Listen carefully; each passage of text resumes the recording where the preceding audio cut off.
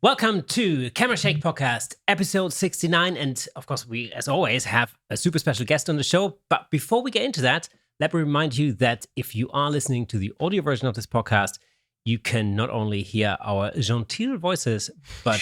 Genteel? Yeah, I just thought I'd change it up this time. Okay. You can also see us in full Technicolor over on YouTube. All you have to do is go over to youtube.com/Camera Shake.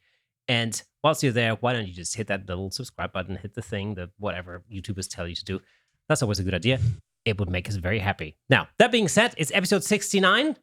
And with us today is none other than the award-winning wedding photographer, the Canon Explorer of Light, educator, author, contributor to Shuttermack, and ex-profesora de español, as well as Red Sinfandel and Dungeons and Dragons connoisseur. Give it up for Vanessa Joy on the show today. Hey, Vanessa, how are you doing? I'm good. That is quite the introduction. And you got all my favorite things in there, except for a maker of wine. That needs to be added. Okay, we might need to start we with will that. talk about that because I am actually from a wine region. So I have vested interest. Ooh, in that. fantastic. Yeah, cool.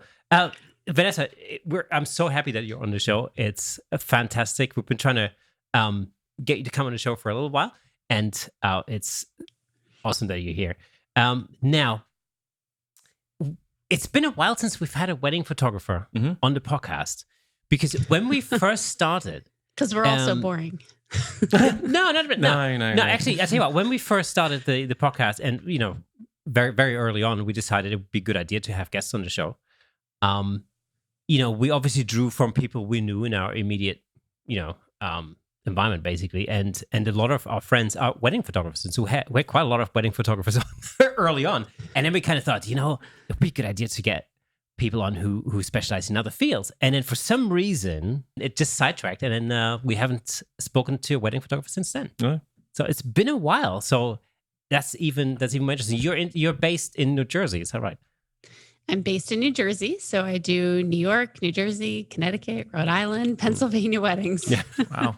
It's been wedding photography, or the wedding industry has had a really tough time. Yes, it has, especially by me. It really has. And I'm actually, come November, I'm moving to Austin, Texas, and they didn't have so bad. I mean, they had like a couple months where it was a knock to the wedding industry, but not like us. Even now, just because of the uncertainty of what may or may not happen in the fall, we're having more people start rescheduling again in the fall. Thankfully, not me yet, but a lot of my friends. Yeah. So is that because different states have got different restrictions in place over the last sort of 18 months? Yes. Different states have different restrictions for whatever reason they decide to have those restrictions. So some of them base it on like COVID cases. Some of them base it on like the death rate. Some of that, like, it's not even that they have different stuff. It's that they're like basing it on different things. And more recently, they're basing it on the percent of people vaccinated. So over here in the UK, we've had restrictions as far as weddings were concerned, in terms of the amount of people that could take part in a wedding. So I think it was at one point, it was down to 15. Well, at one point, it was 0 weddings. It was just not happening. Right. And then it went, they opened up and 15 people. We had 30 people as well. Yeah. And then it's like then open. Yeah, now it's just very recently it's opened up again. Was that similar over New York where you are? It was, but even when they went down to like 150 people, which sounds like a lot of people, in my area in the Northeast, weddings are massive. Like 150 person wedding is probably your average. But then when you get into more of the weddings that I do, 200, 400. There's actually a lot of Orthodox Jewish weddings around here, which is upwards of 500, 600. If you get into Indian weddings, sometimes you're looking at a 1,500 person wedding. So those numbers, if they even went down a little bit, a lot of my couples were like, I just can't. I'm going to have half of my family mad at me. I guess I have to reschedule, even if I could have had 150. Or some of them had 2 weddings. Wow. I was thinking about this the other day because a few years ago, I went to a friend of mine's wedding in New Jersey, and they had all of the Italian family there. It's like a big Italian wedding. It was Are those huge. the Sopranos, aren't they? It was a little bit like that. Yeah. It was a little bit like the Sopranos. They were Sicilians. Yes, I do actually. apologize for my fellow Jersey Italians. It was awesome. It was actually the bride was Italian American or Sicilian American, I should say, and her family came over from Sicily, well, a lot of them, and the groom was from California, and so you had that mix between. That's a mix, man. Yeah, and it was a great party. A bit of hey, It was awesome. Yo, dude. You had a bit of that. Yeah, it was great. It was great. Okay. It was actually super enjoyable and well worth doing. But I think it went on for about 5 days. Good. Wow. Wow. Oh. Yeah, it was a big family affair because so many relatives, had come over from abroad, and so it just turned into this multi-day affair. It was great, super fun, Yeah. huge. I thought about this a while ago because I was watching some program and it kind of came up with a number of guests and things like that. And if I got married again today, I don't think I could invite more than 20 people. I don't think I know that many people anymore. I have no friends. Yeah? No. It'd be like me, the dog. Yeah, yeah, exactly. In actual fact, I did get married only a few years ago, and we try to keep it to like a really small wedding, because in a previous life, That's what I'd say too. It's like, Yeah, I'm trying well. to keep it small. Yeah, but in a previous life, I used to be a musician. I'm still a musician, and I used to play a lot of weddings. And so when my wife and I decided to get married, I kind of went, I'm a bit weddinged out. I've played so many weddings. I'm like, I'm good. Let's keep it super small. And it was her second wedding, second marriage, and she's already had the big wedding the first time around, and so she was like, yeah, I can do without that. So we kind of agreed on that. And so, but the problem is that she's Canadian, and half of my family live in Canada, and then the other half of my family live in Germany. And so we kind of thought, like, why don't we just do a tiny little super small backyard wedding over here, and we just invite our British relatives for a barbecue, and then we go to Germany, and then we'll invite my German relatives for a barbecue there, and then we go to Canada, and by sheer coincidence, her and my family are about an hour apart, and so we just Did you have a barbecue? Yeah, we did. Yeah, but the thing was, like, of course, the Brits, when we said like, oh, we're going to go to Germany, and we're going to have another little kind of garden wedding there, they all went, yeah, we're coming. Oh, Oh no. oh, invited themselves. Yeah, so they all Excellent. came. Like, yeah, so we basically filled up half the plane and we went over to Germany, and it was good fun. But See, then the multiple wedding thing that is going on now, which is definitely happening more and more. I know. So, but is it? Are things so slightly or slowly going back to normal for you? Are you getting busier again now? Oh, we're swamped. You ask a wedding photographer, really probably anywhere in the world right now, everyone is just swamped. They're calling this the biggest wedding boom since 1984. So, Right. I usually cap it at 20 weddings. I don't like doing more than that. I used to do 40, 50 weddings myself. And I didn't connect with the couples. I'd walk in and be like, which one's getting married again? Oh, which one is this? Did I do an engagement session with you guys? Like it was just too much. And then you lose all creativity for me anyway. So we cap at 20, but this year with all the reschedules and so many more people, COVID proposals, like they're getting married after realizing they can live through quarantine together. It's just crazy. I think I have 34 or 36. I stopped counting and I literally emailed my office manager last night, like, do not let me do anything else. Do not let me put anything else in the calendar. I can't do it anymore. Like, I just wish I don't put my camera down ever. It's crazy. Yeah. So what was it like that first moment, when, like back in 2020, when things all of a sudden sort of fell apart? What was that like? Like that, Well, I'm not going to say it was denial. I wasn't in denial of what was going on, but most like a lot of people were just like, I don't know how long this is going to last. Like, they said, at least here, they're like, oh yeah, just give us 2 weeks to contain the spread. We just don't want the hospitals overrun. And then that 2 weeks turned into like almost like a really long time. So it was slow. So I think the first wedding I had that year actually was May, which was super rare. I usually start in March or April, but it just happened to be May. And, that one a few weeks beforehand came and we're like, okay, yeah, you're going to reschedule the wedding. And then June came and then July. And it was just a slow taking away of my livelihood throughout the year. It didn't like happen all at once. I think, because no one knew how long it was going to last. And I had some people, in June that were rescheduling their November weddings. But for the most part, it was just like every 2 months, you would know if you were canceling the next 2 months. And that's actually something that the reception halls around here had to put their foot down to deal with all the reschedules, is that you were not allowed to reschedule your wedding until 30 days before it, because they were, and it sounds so cruel. It does. However, they were just so inundated. And, me losing income is one thing, but when a hall with that kind of overhead loses income and that many employees, it's a whole different ballpark. So they just had to find some way to not, starve and let all the buildings go dilapidated and control all the couples fighting over dates now. So I would say they had it worse than any of us. I don't shoot weddings myself, but I do play in a wedding function band because I'm a musician as well. And I can relate to every single word you just described. We had a set. We're not going to consider postponing until 6 weeks before your date. That was our strict. We just had to, because we do like 65, 70 a year. And that's a lot to get to reschedule. And so we ended up with these 3 columns of clients, of those who are insistent, I'm still going to go ahead. Those that wanted to postpone to 2 months, 3 months, 4 months, 5 months down the line. And then those that had the foresight to go, this might go on for a while. Let's go at least a year ahead. And these lists, just, you could see these people moving from column to column as the weeks progressed. It was a nightmare. Did you have any couples that completely reconsidered and then decided not to get married after? One. Really? One, because they think, well, bravo, you realised this before it was too late. I want to be a divorce photographer. There's probably a couple of those going on. That's much more exciting. Probably have to have a lot higher liability insurance for that. Yeah, sure.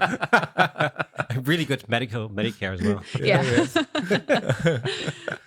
Yeah. Over here, I think we went into total national lockdown, and it was literally from one day to the next. So for us, I think it was maybe a little bit different in the sense that it literally all happened on one day. It was just one day of never-ending phone calls, of just everything stopping. And you wake up the next morning and you go, it's time for Netflix, I guess. Yeah. Time for Netflix again. Guess I'm not going out again. Guess I'm not working, which is the weirdest thing as a wedding photographer, when you are not on a wedding when you're supposed to be on a wedding, like that freaks you out. So how did you? You've got an audience. I've got a toddler. That's what that is. So about the realities of, lockdown, and it's the same as working from home. You just have toddlers that want you and want to cry. Yeah. Sorry. It's real life. I used to make them go outside, or you have to be in your room. But more recently, I think, not that it's acceptable necessarily, but people are more understanding. And I love showing people this life isn't perfect, because I think people look at, very specifically successful moms that are business owners, and they think, they just have some magical get it together pill that is making this work. And the answer is no. It's we damn have the hard same work from crying morning toddlers. Yeah, for sure. That's probably, I really consider that being one of the positive aspects of this whole pandemic thing, and the fact that we've been doing so much more over video conferencing and Zoom and whatever else. And so now a lot of things are a lot more acceptable now than they maybe were before that. I remember when we first started, podcasting from home, my dog he was a puppy, and the puppy would walk in, would stick his head in, your cat comes to visit us. Just so you know, your dog doing that is still unacceptable. Well, he's just an unacceptable dog. That's just it. It's so annoying. Oh, he's annoying, yeah, for sure. But that's just how it is, And I'm joking. Yeah, I mean, it's the same. I think it's the same with kids or cats. Kids or cats. I don't know where my cats are gone. So So how did you refocus at a time to keep yourself busy? Like, how did you react to that situation at the time? I won't say I reacted with grace. I was very angry. I was definitely angry. But I have all of this educational side stuff that I did in video production, and I'm very fortunate because I married a videographer. So when no one could create content, I was an in-house production team, talent Right. and video. Great. So we actually got a ton of work just from corporate and, educational stuff, things that had to be done still because in some ways the world was like still moving. And because everyone was online, everyone wanted more video content than normal. So thank God we had actually a pretty good year because of all that, which is now very difficult because now we have the bombardment of all the weddings, but we still have all that video work, not quite as much. But it was nice because we would do things, for example, Adorama. I don't know if you're familiar with them. They're a camera store in New York. They do a lot more than just cameras, but they created this challenge series called Create No Matter What. And it was based off of things that you could do in your home to be inspired, to be creative. I did challenges that were like multiple exposures, actually using older photos that I had of couples so that it like felt like I was still photographing people versus like, I guess I'll photograph my dolls today, which I did at one point actually. But yeah, there were always little things. And I think I like to look at the positive side. I know I think almost no one can say that the past 18 months have been positive in any way. However, I think a lot of us got closer to the things that we found important and didn't have time for beforehand. So, I got closer to my family, including my parents, who are actually moving to Texas with us and building a house on the other side of the cul-de-sac. So, awesome. that's a good thing. It's also a good thing that I basically watched both of our businesses go down the tube. And in my mind, it was like, oh my gosh, how would we survive without these wedding businesses? Because I actually don't like New Jersey. I hate the cold. I hate winter so much. And I don't like state income tax either. So we've always wanted to move, but we never did because it was like, oh my God, we would never survive. How can we do that? And then well, you know what? We survived with zero notice that we needed to survive. So if we were able to do that, then we can certainly move across the country with a year's notice. So I think a good I'm not going to say a lot of good. I think good came out of it. And I'm just choosing to look at that. It just shows that if you're willing to be flexible and just take, the attitude that I cannot do anything about what's going on there. I just need to turn this way or turn that way to go and pivot, keep going, right? You know what I mean? And I think those people that were able to do that over the last 18 months have come out. Yeah. Okay. Maybe this isn't the best phrase to use, but have come out on top, right? And those that haven't done that and have just sat, no, I want to stick with what I was doing before, 100%. I don't really want to do anything else. Those people perhaps have not come out on top. And perhaps there's some of those businesses that have folded in the last 18 months, unfortunately. Plenty that have. Yeah. Right. It's easy to give in to the negativity in a situation like that. And I fully understand how that's, how somebody can get dragged into that. I think it does take some cojones to really turn it around and basically say, right, this is going to stop right now. And I'm going to look at the opportunities in this, and I'm going to turn this around. And from now on, the glass is going to be half full rather than half empty. Yes. And it took us. It's, again, we mention this pretty much every week, really. But this podcast is a complete result of the pandemic, and it's a direct result of us sitting at home going, "What are we going to do now?" Because everything just got canceled. And I'm sick of Netflix, Yes. And that was literally what it is. It was us on the phone, one day going like, I think we got to do something. Otherwise, we're going to go crazy. And that's obviously, it's led to, we're now nearly 70 episodes in. It's led to something that's really now become really a staple for us every week. We do this every week. And we've had the opportunity to talk to a lot of really interesting people and learn a lot in the process, and it's made us better photographers. And actually, in a weird way, it's redirected both of our careers in a slightly different direction that was completely unforeseeable, and most likely wouldn't have happened had it not been for the pandemic. So that's, those are the positive outcomes. Absolutely. And it's been, it made a lot more sense to focus on these things and focus on opportunities that we can create that way, rather than focusing on all the contracts that we'd lost, like all the commercial, shoots and everything that went down the drain because everything just got canceled. And for me, it's, especially in the beginning, I used to shoot a lot of conferences, for example, and of course the conference industry over here is still dead in the water. It's not going to be coming back for another 6 months at least, I think, or maybe longer than that. So it was just a way to deal with the road ahead, Absolutely. Anyway, now that being said, I think we've literally talked the pandemic to death. Yeah. So tell us about Which is funny. Everyone does, and we're all sick of it. Somehow it's the only thing we can talk about. So yeah, but the interesting thing about this is is that that's really something that connects all of us. We've all had that experience all over the world. No matter what our cultural differences are, or what country we're from, or what we'll do, we've all had that same experience, and it's really interesting, and it has been really educational for us, and hopefully for our listeners, to listen to how other people who are in a similar situation have dealt with that situation. Because the amount of times that after recording an episode, we sit there and we go like, what, that's a really good idea. We should be doing that.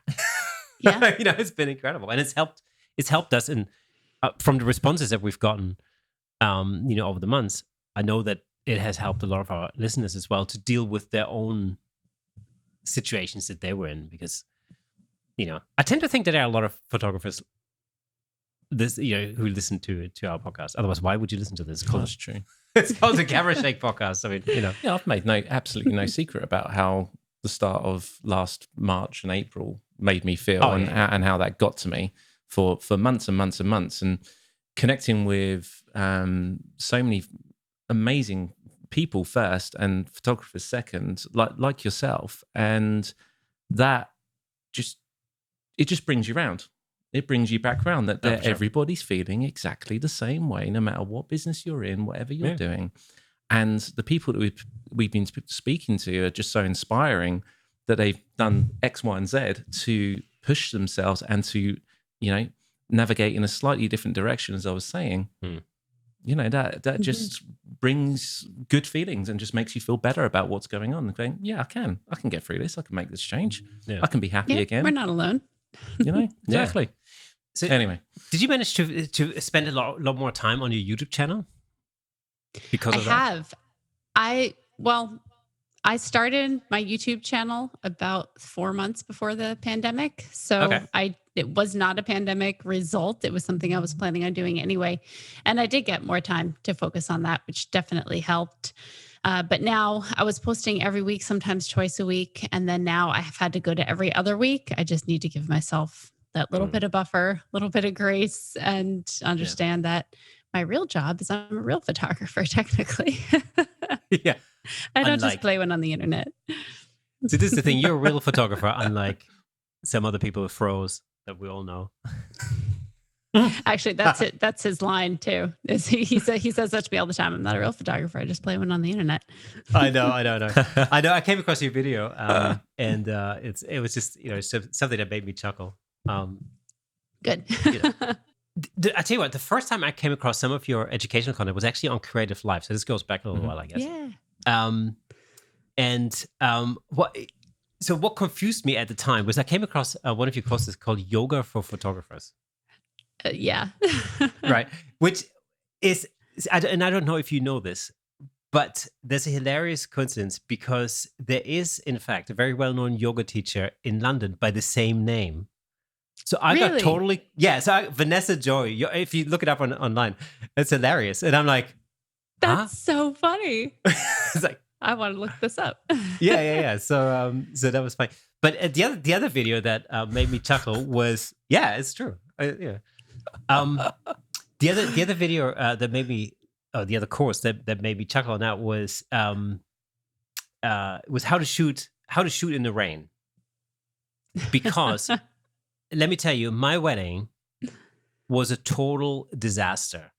In fact, I got married in August 4 years ago, maybe 5 years ago. My wife doesn't watch this podcast, so I might be safe. God, thank God. We're in trouble otherwise. But the day that I got married on was the wettest August day since 1945 in Britain. And it was a flipping nightmare.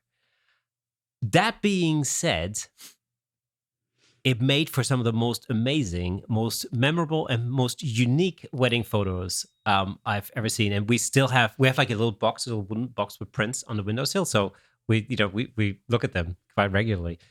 Because the thing was that we live on the outskirts of London, and it's quite oldie worldy out here. A little Mary Poppins and a little, Jane Austen. I've never heard Ricky called Mary. Well, yeah, I mean, we have some lakes and a canal nearby my house, and it's like this oldie worldy Victorian bridge, and it is very Jane Austen. And so we kind of thought, wouldn't it be great to have some wedding photos done on this Victorian bridge, and blah blah blah. And so our wedding photographer went like, "Oh yeah, cool, no problem." But then it was pouring down on the day, and I'd already given up all hope because it was chucking it down. And so I'm like, okay, well, we're going to have to scrap that idea. So why don't we just, forget about that and do some photos around here, blah, blah, blah. And our photographer went, well, I'm up for it if you are. And then my wife in a full bridal dress went, yeah, okay, I'll just put some wellies on. Let's go. And I'm like, okay, well, let's go. So we went. And and we got drenched. We got totally drenched, like to the bone. But the resulting photos are just amazing. It's like in the full-on pouring rain. It's fantastic. So when I saw that video on Creative Live, I'm like, oh yeah, that brings back memories. I know what it's like. Oh, absolutely. Yeah, you have to. I mean, especially where you guys are, where I am, I think there's, I don't know, it's less than half the year has sunny days. So yeah, you're probably going to get a lot of rain. So you have to know how to deal with it. And they really are such amazing pictures. Granted, I don't want to stand outside and get soaking wet. No bride, no groom does, but makes for some good stuff later. How did you get into the educational side of photography in the first place? Well, I used to be a Spanish teacher, so I have a degree in education. I know how to teach anything to anyone, obviously, that I'm aware of, that I know. But I had gone to a conference, I think it was WPPI, I want to say, and I went and looked at a photographer, went to the class, and I loved it. And I wanted to learn, I think it was about lighting or flash or something along those lines. And it was such a horrible experience because this person had no idea how to teach a concept. Right. And in my head, I'm like, granted, I don't know flash yet, but I know how to teach. I'm like, I could probably do this. And I don't have any like stage fright or anything like that. And for me, it was actually during a time where I was actively teaching and actively a teacher. And I just thought, well, let me give it a try. And I had a friend of mine that worked for a local PPA, which is Photographers of America. We used to have like local meetings. Mm-hmm. So I offered to speak, and horrible. I tried to like teach marketing along with photo video fusion. So I was teaching with my husband at the time. It was just like way too much in too little time. I don't know what I was thinking. And half of it was like preaching versus teaching, although we did actually teach the concepts pretty well. But it's definitely evolved since then. I think that was probably 11 years ago in the back of like a rickety diner that doesn't even exist anymore. So your YouTube channel is very much kind of based around or centered around educational content and contains a lot of Flash tutorials. Is that the direction you want to continue to go on that? Flash is something that so many photographers find overwhelming.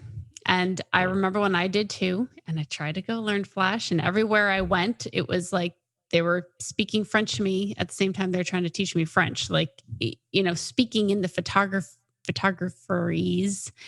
And when I didn't understand that language yet, it was so frustrating to me. So Flash, after I finally learned it, was like, this can be so much easier to digest. It doesn't have to be this massive, crazy thought, right?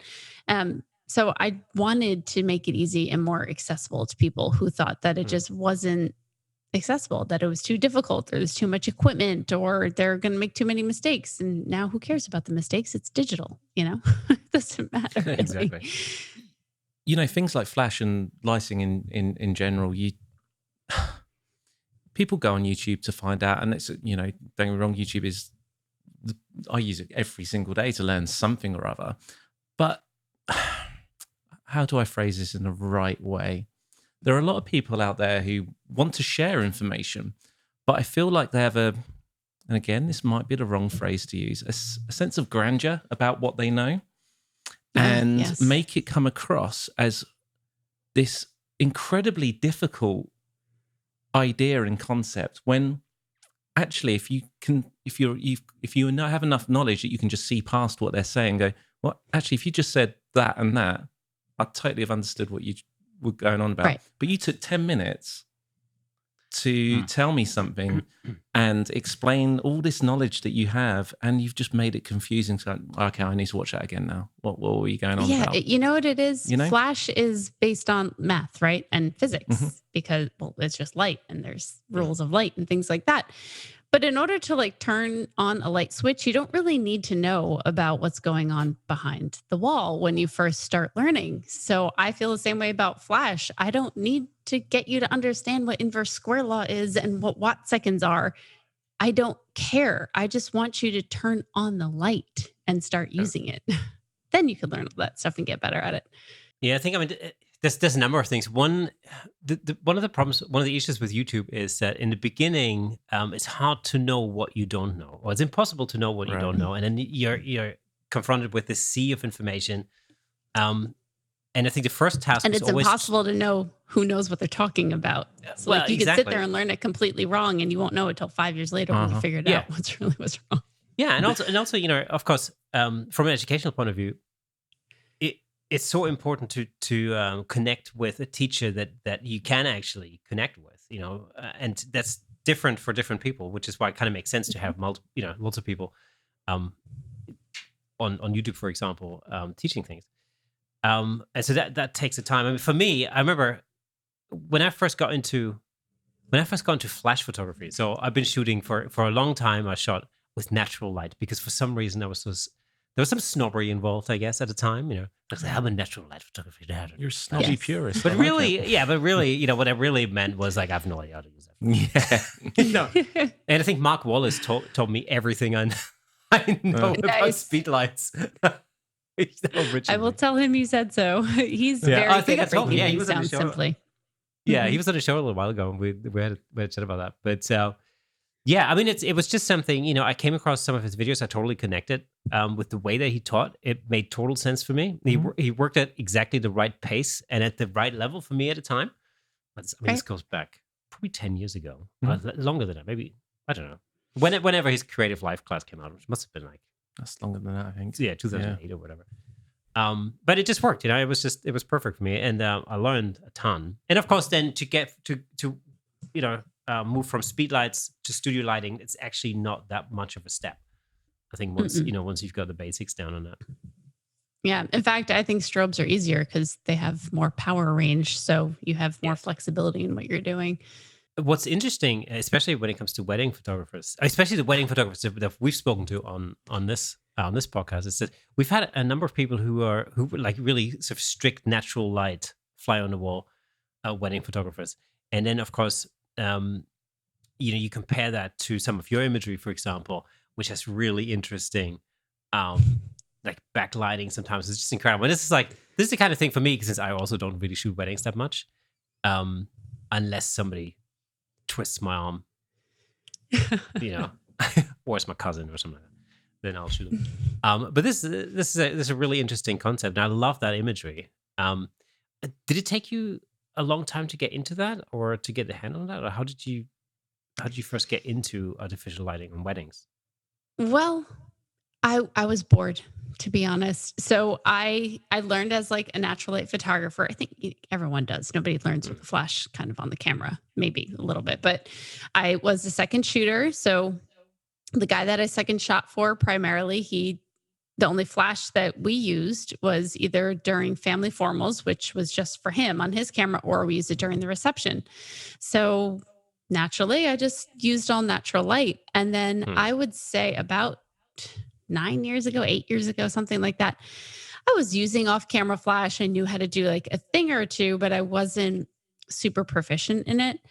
And I was getting to the point of burnout that particular year. And I had to choose something to get myself to keep going. So I chose flash. I was like, you know what? Let me level up.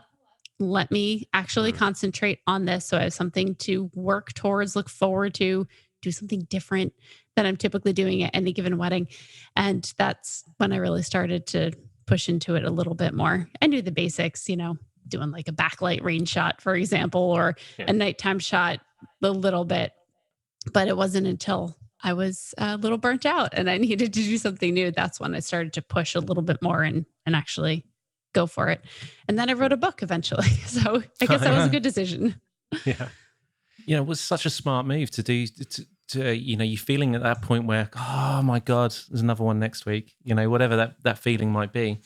But you use that as an opportunity to improve yourself, improve your skill set. And that's what's made it fresh. I love that. Yeah. It's unusual. I love it. I think when on the 4 occasions maybe that I've shot weddings, I've always been kind of scared of using off-camera flash just because it seems to take a lot of time to set up. And I'm wondering how you get over that, whilst there's so many other things going on that you might have photographed. Well, I have an assistant. Wow. So when I know that I want to do some flash, I can just look to her and say, hey, can you grab the B10 and put the orange gel on it? And then she does that while I'm still working with the clients. And then at some point when she's done, I'm like, okay, go over there and we'll make this gloomy day look like it's golden hour. So that is huge. I would not do nearly as much flash if I did not have an assistant. And some weddings where they're lower budget weddings and there's not an assistant on it, I'm shooting it mostly natural light. And the funny thing is, if you look at, like, I know I post a lot of stuff that has the flash and has a little bit more grand of an appeal. But if you look at a full wedding that I do, it looks like your typical natural light photographer. Really, it's funny, but I just don't post that much on my Instagram, like the natural light and airy type photos, because they don't get as much attention. Because I guess my followers are used to, more flashy stuff. What interests me always is when you first started in photography, especially when you first started with your wedding photography business, how did you go about getting clients in the first place and growing your business at the very beginning? And then I know you mentioned earlier that you sort of in a typical year you would cap at about 20 weddings a year, which in my mind then must mean that you're probably then targeting the sort of slightly more expensive weddings, or the kind of clients that can afford to pay a little bit more for weddings. How did you manage to set up your business in the first place, and how did you manage to maneuver it towards that niche of the It was market? all baby steps. So when I first started my business, I photographed people like I knew. It was very inexpensive at the time. So it was like a good deal. So the good deals, they get more jobs. Kind of like, I don't know, a budget shoe store is going to sell more shoes than a Louis Vuitton. And it's fine. They're both good business models. So I was on that lower end and I got jobs from photographers who were already booked for the day, people that I knew, and then a DJ actually was one of the first jobs that I got. Or, he referred me to the couple that he was photographing. So it just slowly built. And then my rule, which someone taught me this a while back, and I wish I knew who it was, I do not remember, but they told me that every time someone books your highest package, you're too cheap and you need to raise your prices. So that's what I did. Every single time someone booked my highest package, I would raise my prices, baby steps. So I'm like $250, not like, oh, I've made it, thousands of dollars more. No, that's super intimidating. So just slowly built. And then as you build, then your portfolio looks better and you start attracting more higher end clients and you get to where you want to be. And I definitely hit a little bit of a cap at one point. Like it wasn't growing. And when I raised my prices, it wasn't booking as many as I wanted to. So then I backed off a little bit and I had that sweet spot. Actually, for about 3 years, I never raised my prices. It was in a really good sweet spot for me, giving me the number of weddings I wanted and the kind of weddings I wanted. And that worked. And then now with this move to Austin, I am reinventing all sorts of things. And it's ironic in Austin where I'm moving, there's not a really high-end wedding market. There's a little bit, but it's much more rare than here. The average price of a photographer is probably $2,000 or $3,000 less than it is here. So I'm adjusting to that and figuring out ways to do that. But at the same time, I'm still taking weddings in New Jersey. And to do that, I had to raise all of my prices by another $2,000 to compensate for the travel. And I'm now booking them all at $2,000 higher than all of my regular prices I've had for the last 2 years. I don't know what happened. I'm sure there's some psychology when it comes to like when you're in that good range to when you've like exceeded the norm and like and the perceived value and all those things. But I'm booking more weddings now for like 2022, 2023 at a much higher price point than I was when I was, living here. It's crazy. I don't know what I've been doing. That's a weird thing. I've actually experienced exactly the same thing with headshots. Really? So yeah, it's a weird thing. So the headshot part of my business, which was really just sort of a side business, or a small part of my business as such. It was kind of building up for a year or two, and then the pandemic happened. And then when things started to open up again, a friend of mine from New York actually, looked at it and said, like, dude, you're really, you're not charging enough. You're completely underselling yourself. You should raise your prices.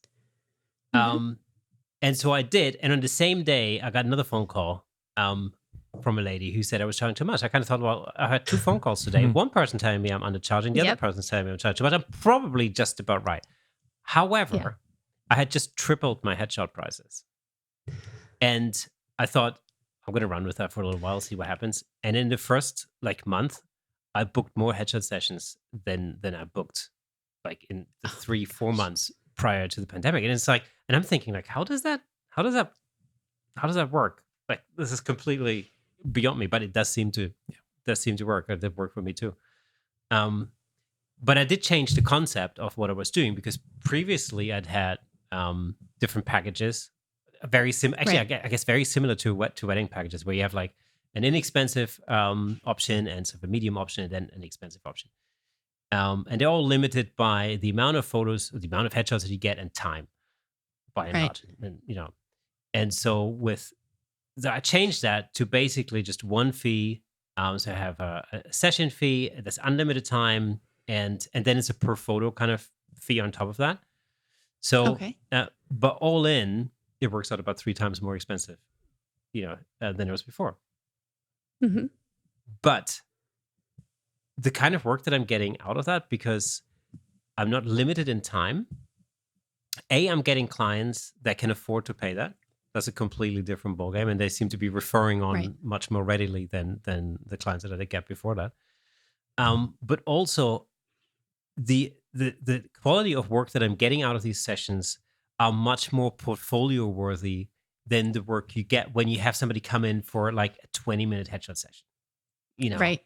You just don't get to the good stuff in that limited amount of time, and that's what I found. So overall, I'm actually coming out with better work that will lead to more interest because the work's better, and the and the clientele I seem to be able to access is the kind of clientele that's more happy to refer what I'm doing, and so it just kind of automatically, slowly snowballs by itself. It's been a really interesting move, and I didn't really understand what was going on there initially.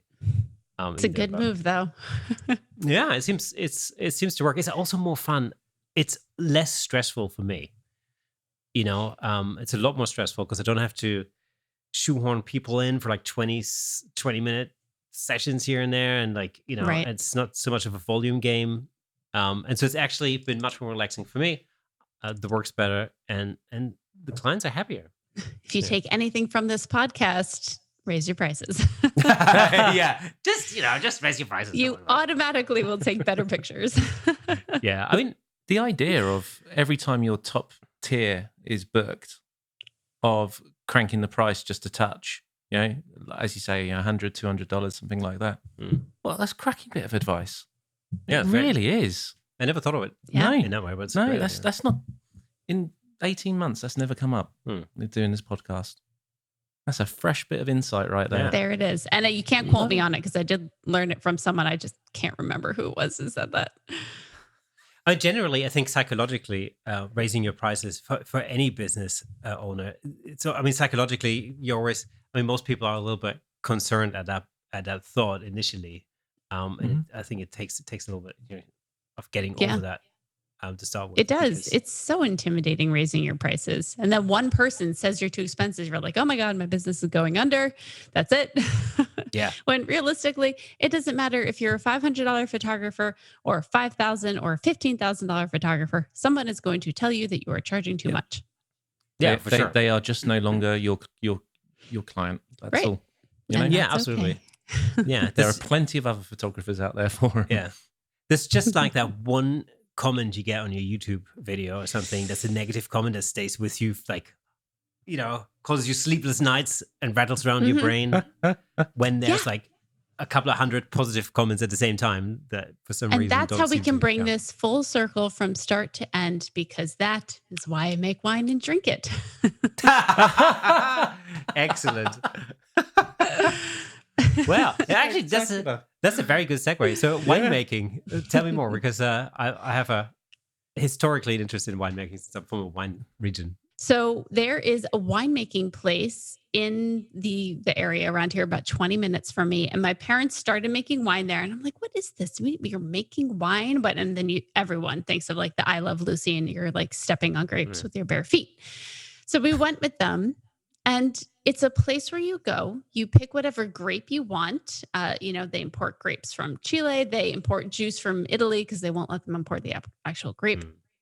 And you can come up with a combination of stuff. And then over the course of a year, you do the work it takes to create wine, which is not that much. Like you do a little bit of work the first time when you're like de-stemming all of the stuff, but all the grapes, you're just kind of putting it in a machine. And then you do little bits of things here and there, but you go about 4 times over the course of like a year to 18-year barrel of 50 gallons of wine, and you do it with friends. So you split the costs, and every time you go, you drink wine and you do your work, but then you sit and drink and eat with family and friends. And so you end up with about 21 cases of wine from the 50-gallon barrel. And I just slap a sticker on it that has my logo on it too. So now it's tax deductible wine, which is the best kind. Brilliant. I'd go every day. I spent years in the school holidays when I was at high school, working in the vineyards just to earn a little bit of extra cash, So the whole like de-stemming and making the wine part, that just sounds very familiar to me. It's Germany, that famous country for really high quality wine. The Southwest is, Southwest is. Yeah, because we're just on the French border, you see. I always see like hops, beer hops and whatnot as I go through Germany. That's more on the Bavarian side. So that makes sense, because that's the region I've been to most. Yeah. So cool. Fantastic. Well, Vanessa, thank you so much for coming on the podcast. It was definite education as always. Learned something new. Tick. Yeah. Well, now we know how to raise prices properly. Ta-da! There you go. Excellent. Well, perfect. Thanks for having me. This was such a nice, just conversation versus, all the questions I get about what camera I use, which I like to talk about, obviously, but a little redundant after a while. It gets tiresome, doesn't it? Yeah. I mean, I think the best compliment we ever got, other than yours just now, was I think Moose Peterson when we interviewed him. He goes like, this is the first podcast I've ever done where the word f-stop was not mentioned even once. Good. I like that. Yeah. Great. So thank you so much again for coming on the podcast. And hopefully we'll see you soon. Wish you all the best with your move to Dallas or Austin even. Austin, thank you. Yeah. Fantastic. And of course, now that we've come to the end of episode 69, if you have been listening to the audio version of this podcast, be reminded that you can see us in full Technicolor over on YouTube. All you have to do is go to youtube.com/camerashake. Once you're there, as always, hit the little subscribe button, hit that bell thing, and all of that good stuff. That'd be awesome. And remember, you can head over to camerashakepodcast.com to our website and join our Camera Shake community. We will, of course, not bombard you with lots of newsletters and stuff, but there might be some interesting stuff that we're coming up with over the next few days. And finally, if you've made it this far, then you might be interested to hear that both Nick and myself will be at the photography show in Birmingham is it the 19th and 20th of September? Yeah, Birmingham, please. Birmingham. Can't say Birmingham. It's not a thing. But yeah, so you will see both Nick and myself at the photography show. If you want to hook up, let us know. Send us a message or whatever. We'll be there. It'll be awesome to see you all there and speak to you in person after this pandemic year of lots of screens. Whew. Now, that's it. Episode 69. We'll see you next week. Thank you.